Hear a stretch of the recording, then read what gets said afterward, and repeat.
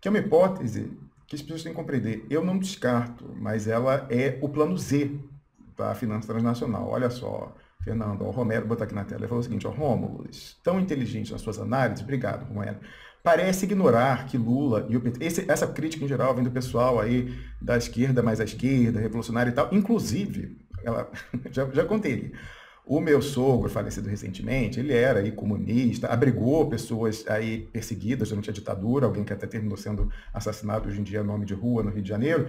Mas ele falava, ai, isso é o pessoal do partidão, o Lula, ele é cria do Golbery, é um pelego e tal. Esse pessoal tem essa coisa, né? Mais dessa, enfim, desconfiança. Ele falou o seguinte, ó, Rômulo parece ignorar que Lula e o PT é o eterno regra 3 da grande burguesia.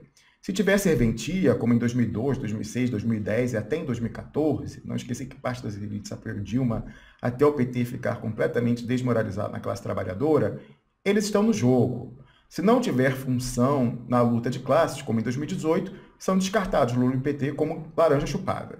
Aí conclui ele. Em 2022, em função da crise social que só aumenta, talvez ele, Lula, seja necessário novamente para fazer o jogo das elites. Mais uma vez eu estou falando, eu acho que isso aqui é o plano Z. Se tiver que ser, vai ser. Agora, é improvável para mim eles manterem o Lula como variável, até para alimentar esse tipo de especulação, mostra que a coisa está muito controlada. Se tiver realmente, é uma coisa assim, no limite, aquele plano de contingência, está tendo uma situação pré-revolucionária no Brasil. Acho que eles apelariam para o Lula sim. E, por incrível que Uhum. pareça, o Lula não é do tipo vingativo. Ele não está aí de namoro com o pessoal todo e tal. Ele seria, ele toparia. Isso daí, assim, é uma medida, eu acho que até toparia, mas eu acho que não vão precisar. Está como um seguro, mas eu acho que não vão precisar. Você concorda, Fernando? Assim, você segue nessa de que os indicativos da semana que a coisa está muito controlada, muito amarrada, em princípio? Eu queria acreditar de outra forma, Rômulo. Eu queria verdadeiramente ter uma percepção que me levasse, mas assim, de maneira sóbria e levando em consideração o encadeamento de todos os dados que a gente tem, que a gente tem visto, é fundamentalmente isso. O presidente Lula refém de um jogo que a gente não entende exato, quer dizer, a gente entende como funciona, mas os pontos de pressão exatos a gente intui, a gente, né, Uhum. bafeja, que acolá solta, que acolá, mas a gente não entende exatamente como é que funciona por dentro, né? E ele tá à mercê.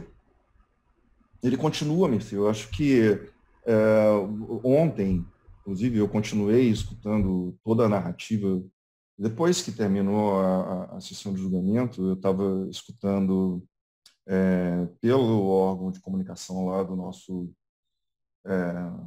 Porquinho Cor-de-Rosa e continuei escutando lá, né, as conversas e tudo mais, e uma das participantes da discussão estava assim, né, que parece que costuma ser um bocado é, esfuziante, assim, fica, né, entusiasmado com certo, estava muito sóbria e repetindo que não tinha confiança, que achava que devia se esperar esse resultado. E isso fundamentalmente, vamos, ocorre porque o que vai ser decidido agora é o que tem, é o que está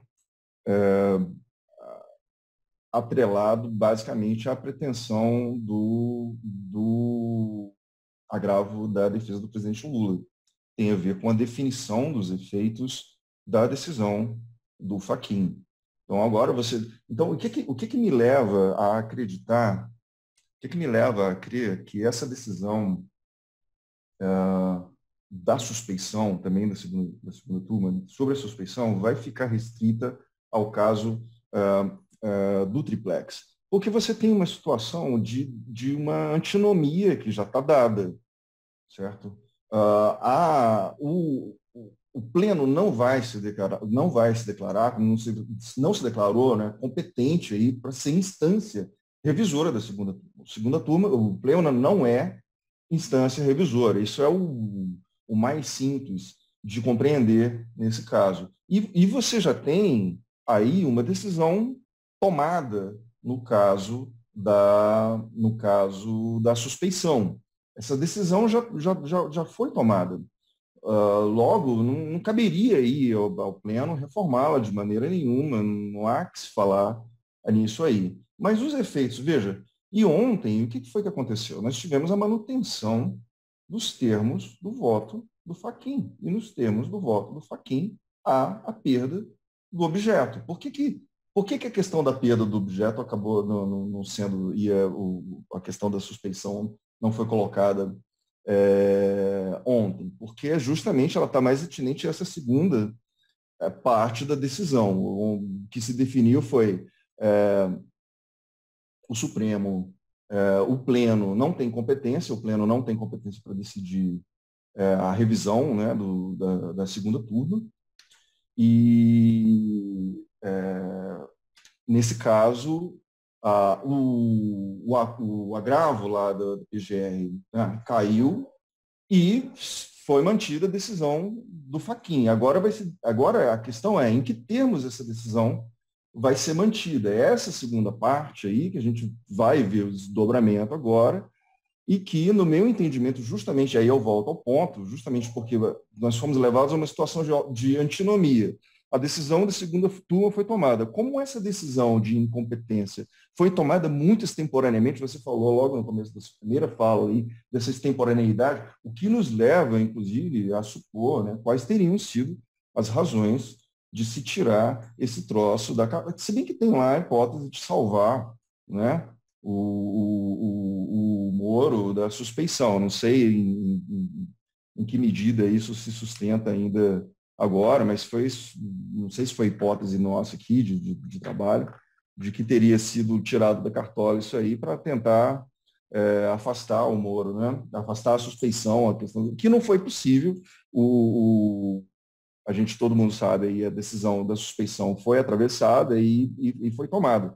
Então, agora você tem a seguinte situação: tanto a decisão do Fachin foi mantida, quanto a decisão da segunda turma vai ser mantida da mesma forma com relação à suspeição, porque não é uma instância revisora. Vai restar o quê nisso aí tudo, para simplificar e para tentar aproximar aí os personal que não tem o domínio do juridiquês da coisa.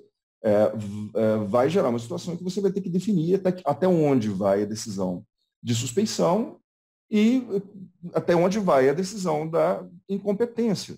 O argumento da defesa, lá com base no artigo 96 do CPP, é de que a suspeição tem precedência e que, por ter precedência a suspeição, você teria aí uma extensão você teria o alcance dessa suspeição, né, pegaria aí os demais processos, o do sítio de Atibaia e os referentes ao Instituto Lula, né, e doações do Instituto Lula. Se fosse continuando no artigo 96, que a parte deverá abranger a exceção de suspeição, né, que é o que diz o 96, né, que a suspeição ela vem antes de qualquer outra, com matéria de exceção ela vem antes de qualquer outra.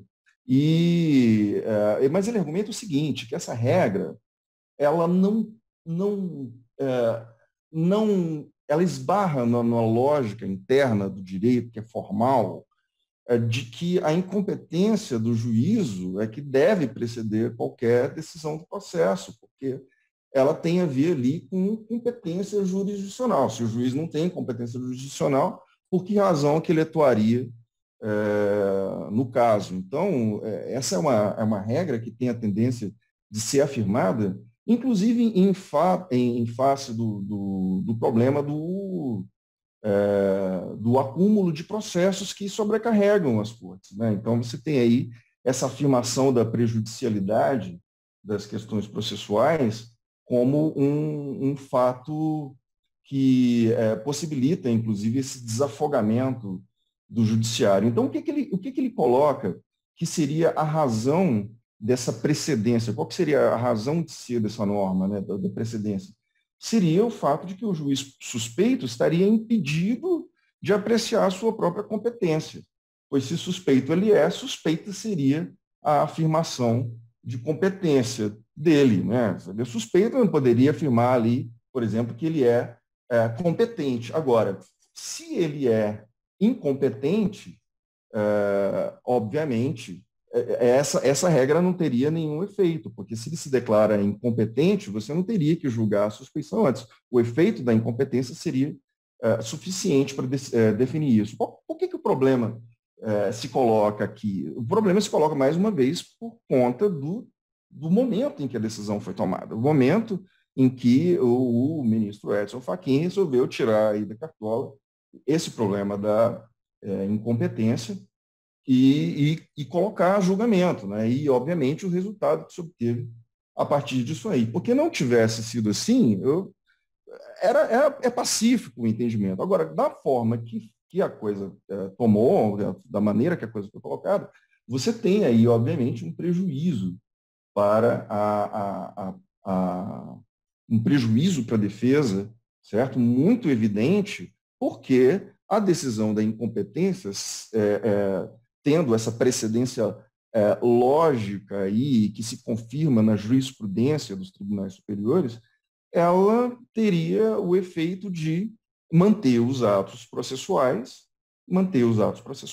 e extinguir tão somente aqueles de natureza decisória, o que obviamente não é interessante para a defesa, sobretudo a essa altura do campeonato. E então é desse quadro aí que eu extraio a minha leitura, que deve entrar em cena, muito possivelmente entrar em cena aí, a figura da modulação de efeitos.